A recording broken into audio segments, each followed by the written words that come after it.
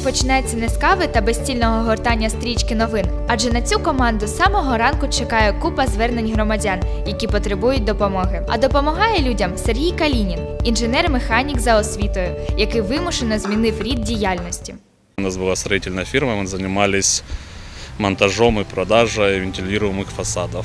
Через бойові дії на Донбасі Сергію довелося переїхати з родиною з Макіївки та зайнятися волонтерською діяльністю. Спочатку було створено гуманітарний штаб «Ми є» для допомоги громадянам, які були вимушені покинути свої домівки. Раньше мы занимались именно гуманитарной миссией, да, но была такая вообще потребность и в еде, и в средствах гигиены, жилье, работе очень много. Згодом людям знадобилась інша – правова допомога.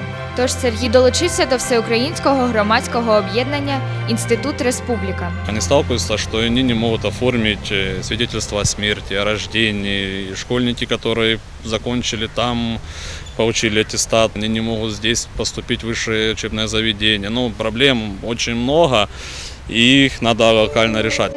Сергій є регіональним координатором всеукраїнської ініціативи «Активна громада», яка аналізує сесійні питання та контролює звітність депутатів перед своїми виборцями.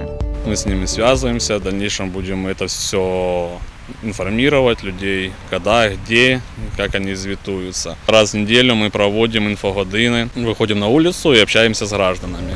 Сергій дуже тісно працює зі старшокласниками Добропілля і залюбки ділиться досвідом. Розповідає, що таке громадські організації та для чого вони потрібні. Не обязательно юридически, прям можно инициативной группой быть и высказывать, прописывать свои желания, мнения, как это все реализовать. Також в місті є діти, які мають лідерські якості. Проявити їх допомагає дитячо-юнацька організація «Мрія», яка для різнобічного розвитку лідерів долучає фахівців з різних сфер діяльності. Сергій з колегами навчає дітей проводити дебати. И на всеукраинском турнире в первый раз школьники, что такое избирательная реформа, даже не подозревая, выступили достаточно достойно, заняли там второе место среди 30 школ.